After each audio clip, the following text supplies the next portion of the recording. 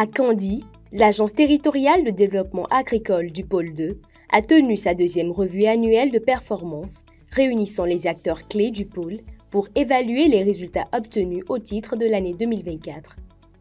La revue annuelle, c'est l'occasion de présenter à nos mandants, qui sont représentés par les administrateurs et les bénéficiaires des appuis que sont les organisations de producteurs agricoles, le niveau d'exécution des activités d'accompagnement des filières et d'apprécier le niveau de performance réalisé par l'agence en vue de recevoir les amendements et les orientations.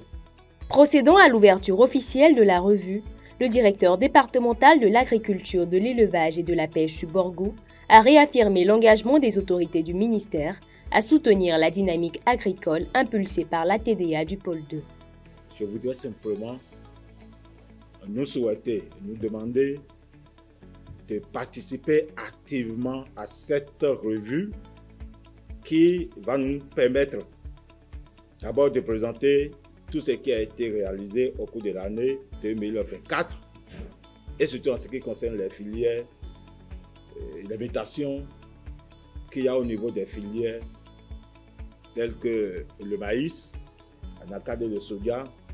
Ça va permettre à chacun de nous de savoir ce qui se passe au niveau de ces filières et ensemble, nous allons porter certainement des améliorations pour que le rôle que la TDA2 doit jouer au niveau de ces filières, la TDA2 puisse vraiment jouer pleinement ce rôle-là.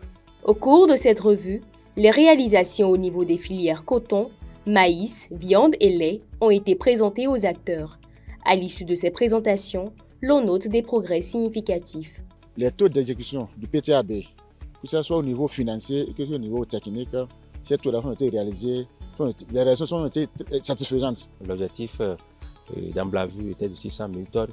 Il faut dire qu'on a d'abord un grand objectif national, à savoir donc d'améliorer d'abord le revenu des producteurs, et d'abord au niveau national, mais aussi améliorer le revenu des producteurs au niveau des différentes exploitations et d'améliorer la gouvernance des différents acteurs de la profession. Et pour le faire, il y a beaucoup de choses qu'il faut faire. Et les objectifs clairs nous ont été assignés pour qu'en 2026, pour qu'on puisse atteindre les 1 million de tonnes. L'évaluation de la production de l'année dernière comparativement à cette année, la production a évolué de 20%.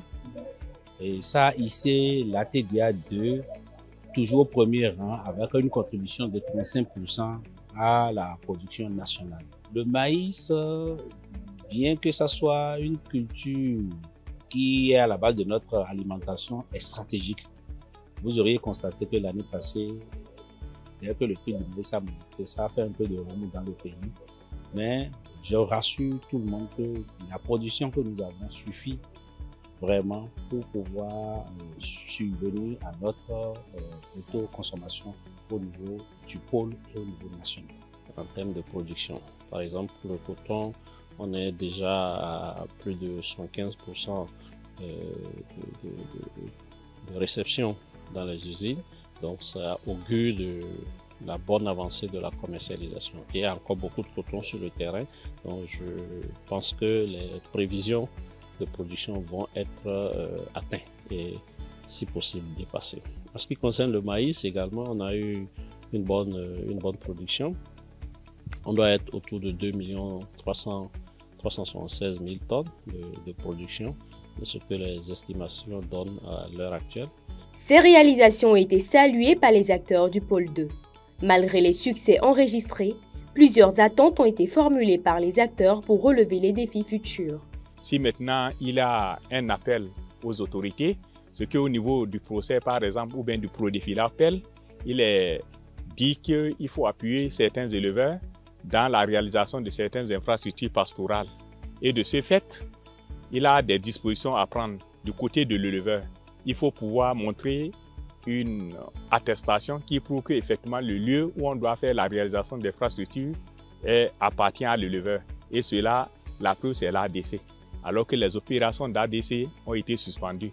dont il a une interpellation, il faut qu'on puisse quand même trouver une porte de sortie pour quand même permettre aux éleveurs d'avoir ces ADC-là pour être concordants avec le délai de mise en œuvre des différents projets et programmes qui militent en la faveur de l'élevage au niveau de notre pays. Je vais lancer un appel pour que qu'on puisse entendre l'appel du président pour accélérer ce stockage. À l'endroit du gouvernement que notre accueil politique nous appuie, appuyer le président dans cette lutte pour au moins favoriser le regroupement de ces tas de cotons qui sont dans les champs souvent pour les abris des usines. Ne serait que sorte pour soulager aussi la des producteurs. Au regard des réalisations de 2024, les acteurs du pôle 2 ont formulé quelques recommandations. Cette revue a été placée sur cette thématique-là, la mise en place des interprofessions, beaucoup plus le cas du maïs et de la filière lait viande que nous pilotons. C'est d'autant plus important que sans une réelle organisation, personne, aucun acteur ne pourra jouir des fruits de ces labeurs, notamment les producteurs. Donc il faille forcément que nous évoluions vers les interprofessions pour que nous puissions quand même garantir le minimum de fruits du labeur de ces producteurs. Cette deuxième revue annuelle s'est achevée sur une note positive avec les orientations claires pour l'avenir.